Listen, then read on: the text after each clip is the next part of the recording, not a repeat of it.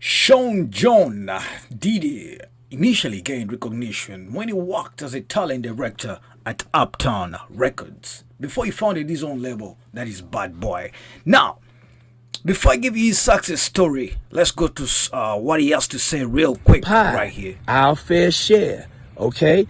Attention to all my entrepreneurs, all my minority-owned small businesses, all my independent contractors, all my self-employed hustlers, all my churches. Check this out. There has been billions of dollars in stimulus money made available for us.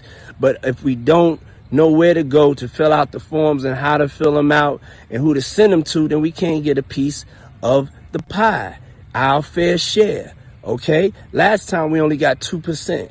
Now we need to get our fair share, okay? So all minority-owned businesses, go to ourfairshare.com right now so we can help you through this process. Love, ourfairshare.com. Let's not play ourselves. You got to have this in by Friday. Us all the money's going to be gone. I'm just being honest with you. Let's go. Stay focused. Lock in. Let's go. Now, as of the year 2020, some of you call it 2020, you will know that Diddy is about 855 million US dollars, I beg your pardon. And according to his early life, Sean Combs, born in Harlem, New York, on the 4th of November 1969, if you do the month, is about 50 years of age. His mother, Janice, was a teacher's assistant and a part-time school part-time model, I beg your pardon. Talking about his father, Melvin, who served as the U.S. military force, but was shot to death in Central Park when Combs was only 2 years old. Now, it explains his the real hustle. Now, the year 1987, we see Sean John Combs graduating from a Roman Catholic Mount St. Michael, that is Academy. He was a business major at also Howard University. Talking about their career, since we're talking about entertainment, we see that Andre Harrell, the founder of Uptown Records, describes Puff. That was the name he used back then. He describes him as a golden boy who had a Dennis the Menace side of him.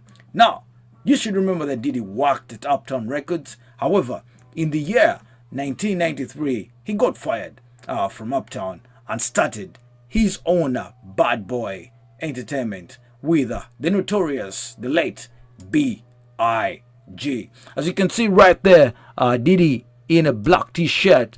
He was a talent manager at Uptown. I think it was during doing his duties right there. He used to look fresh with Stunner's on, the haircut still there fresh. Then we just don't understand the pants that he was putting on. But then he was a talent manager and he was there for his job.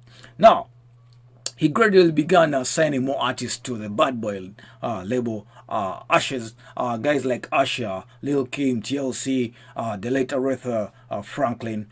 Fast forward to 1997, Combs switched real quick.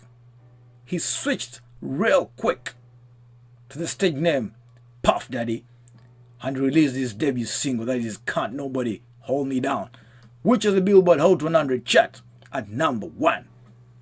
His first album, No Way Out, if I'm to wind my memory well, it was released on 1st July 1997 through still his own record label, that is the Bad Boy Records. Talking about its sales, it was about 561,000 copies in just 1 week. And of course, it earned him 5 nominations at the 40th Grammy Awards. Now, Sean Combs changed his stage name to P. Diddy in the year 2005. Combs started in a movie that is Khalid's Way, Rise to Power. He also hosted the MTV Video Music Awards in the year 2005 and was named to be one of the most influential people of that same year, 2005. The guy's success story is incredible. Diddy has collaborated with some of the biggest rappers and artists of the modern time. You all know B.I.G., Boyz II Men, Usher, TLC, not forgetting the SWV. He has released several albums with different worldwide famous artists, sold millions of copies, and gained an incredible net worth that we talk about this year 2020, which is 855 million US dollars.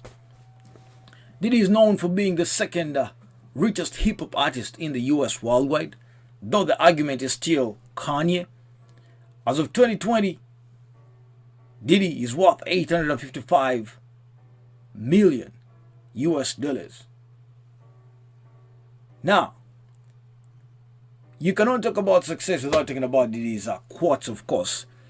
He says that don't get yourself in certain circumstances or instances, because it's not a good feeling to be sitting in that chair where you've got 12 people that are in control of your life. You have an opportunity to be in control of your life for yourself by the decisions that you make.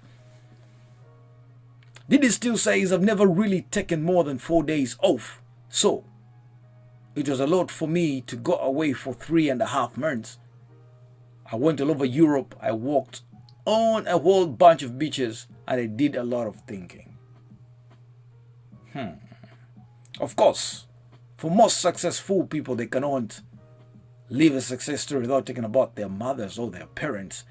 Diddy says, my mother was always working for a job, so I guess I always trained that I should have multiple jobs, multiple aspirations, and remember, she had multiple aspirations, always hearing about her dreams and things she did just to earn a living. Wow.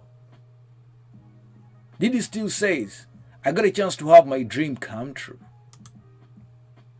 And I wanted to make sure I made a decision as to when I drop my last album. If I don't feel like this album is an incredible piece of work, then I'm cool with the albums I have done.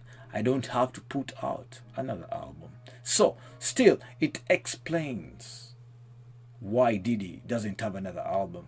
Diddy still says, we used to talk about wanting to get some money, but that's when hip-hop was actually based on your dreams and your fantasy. The whole thing now is the dreams and fantasies were achieved, and you don't want to make it the focal point.